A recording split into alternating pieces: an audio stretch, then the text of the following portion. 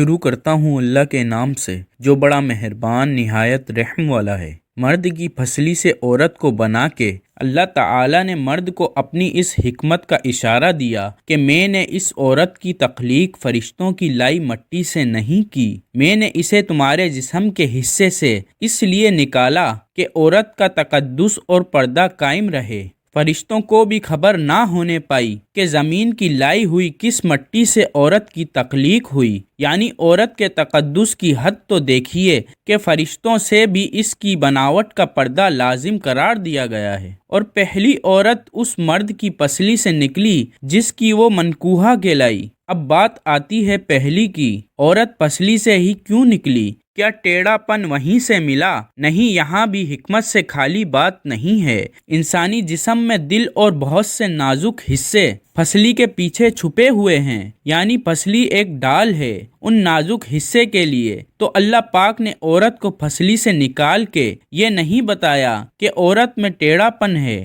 بلکہ اس عورت کو پسلی کی تخلیق کر کے یہ بات سمجھا دی کہ عورت وقت پڑنے پر ڈھال بھی بن سکتی ہے۔ حضور پاک صلی اللہ علیہ وآلہ وسلم صحابی کی محفل میں جلوہ فرما تھے کہ ایک شخص حاضر ہوا اور عرض کرنے لگا، یا رسول اللہ صلی اللہ علیہ وآلہ وسلم، کوئی ایسا مومن بھی ہے جو جہنم میں رہے گا؟ حضور پاک صلی اللہ علیہ وآلہ وسلم فرمانے لگے، ہاں، ایک شخص ایسا ہوگا جو جہنم کی گہرائی میں 1000 سال رہے گا اور مسلسل اونچی آواز میں پکارتا رہے گا، یا حنان یا منان۔ ایک دن اس قدر اونچی بلند آواز سے ہی یا حنان یا منان کہے گا کہ حضرت جبرائیل علیہ السلام جہنم کے قریب سے گزرتے ہوئے اسے سن لیں گے۔ حضرت جبرائیل علیہ السلام حیران ہوں گے کہ یہ کیسی عجیب بات ہے، کوئی مسلسل یا حنان یا منان پکار رہا ہے۔ حضرت جبرائیل علیہ السلام عرش کے سامنے حاضر ہوں گے اور سر سجدے میں رکھ کر خدا کی تسبیح بیان کریں گے۔ اللہ فرمائے گا،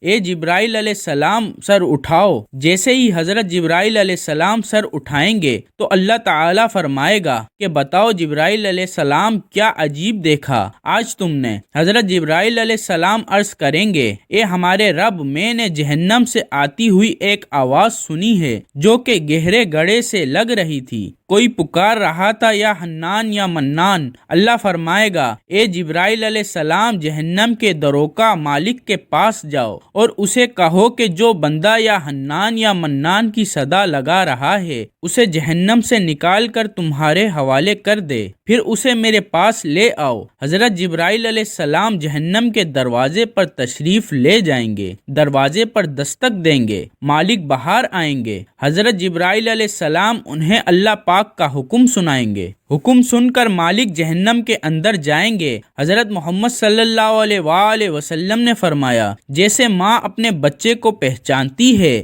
مالک ایسے جہنم کو پہچانتے ہیں، اس کے باوجود آپ یا حنان یا منان کہنے والے شخص کو تلاش نہیں کر پائیں گے۔ باہر تشریف لائیں گے، حضرت جبرائیل علیہ السلام سے عرض کریں گے، اے جبرائیل، جہنم نے گہرا سانس لیا ہے، اس لیے کون سی چیز پتھر ہے، کون سی چیز لوہا ہے اور کون انسان ہے، اس کی پہچان نہیں ہو رہی۔ حضرت جبرائیل علیہ السلام پھر اللہ کی بارگاہ میں سجدہ کریں گے۔ اللہ پاک ارشاد فرمائے گا، اے جبرائیل علیہ السلام، سر اٹھاؤ، تم یا حنان یا منان کہنے والے کو کیوں نہیں لائے؟ جبرائیل علیہ السلام عرض کریں گے، مولا دروقہ جہنم مالک نے بھی معذرت کر لی ہے، کہتے ہیں جہنم نے گہری سانس لی ہے، اس وجہ سے پتھر، لوہے اور انسان کے درمیان کوئی فرق نہیں بچا، تو یہ سب جل کر کوئلہ بن چکے ہیں، کسی چیز کی پہچان نہیں ہو پا رہی۔ اللہ فرمائے گا، جبرائیل، مالک سے کہو میرا بندہ جہنم کے فلاں گھڑے میں فلاں کونے میں اس حالت میں پڑا ہوا ہے۔ حضرت جبرائیل علیہ السلام جہنم کے دروازے پر جائیں گے اور حضرت مالک کو یا حنان یا منان پکارنے والے کا پتہ بتائیں گے۔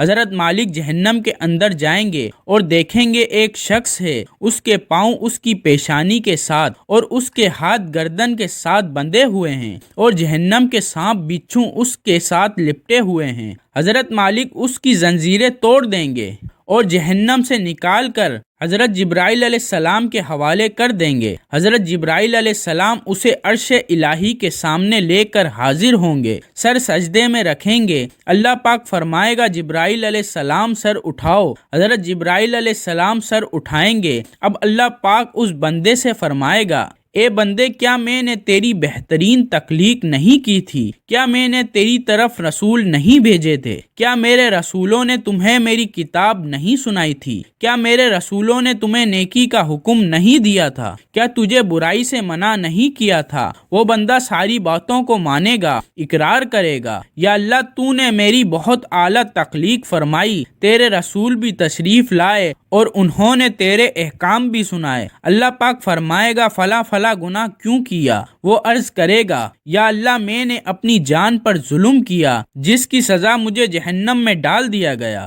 اے اللہ، اس کے باوجود میری امید نہیں ٹوٹی، مجھے تیری رحمت سے امید تھی، میں یا حنان یا منان پکارتا رہا۔ مولا تو نے مجھے اپنے فضل سے جہنم سے نکالا ہے، یا اللہ مجھ پر رحم فرما۔ اللہ پاک فرمائے گا، اے فرشتوں گواہ ہو جاؤ، میں نے اس پر رحم کیا اور اسے معاف کر دیا۔ ناظرین، آئیے اپنا اپنا محاسبہ کرتے ہیں۔ کیا ہم میں کوئی ایسا ہے کہ جو کہہ سکے کہ میں اپنے ایمان کا حساب کر سکتا ہوں؟ اپنی اپنی گریبانوں میں نظر ڈالیں۔ کوئی ایسی خوبی جس پر ہمیں یقین ہو کہ ہمیں دوزخ میں نہیں ڈالا جائے گا؟ ہزاروں سال کی عبادتیں بھی رد ہوتی دیکھی گئی ہیں۔ بس اللہ سے دعا کرتے ہیں کہ اے اللہ، ہم جانتے ہیں کہ اگر ہمارے ایمان کا سخت حساب لیا گیا تو یقیناً ہم نہیں بچ پائیں گے، ہم بے حد گناہگار ہیں۔ لیکن اے اللہ پاک، ہم تیری رحمت کا سوال کرتے ہیں، ہم سے حساب اپنے عدل و انصاف پر نہ لینا، بلکہ ہم پر اپنی رحمت اور عطا کا سایہ رکھنا۔ اے اللہ پاک، ہماری دعا کو قبول فرما، آمین۔ قیامت کے دن جب لوگوں کے ایمان کا حساب و کتاب ہو رہا ہوگا،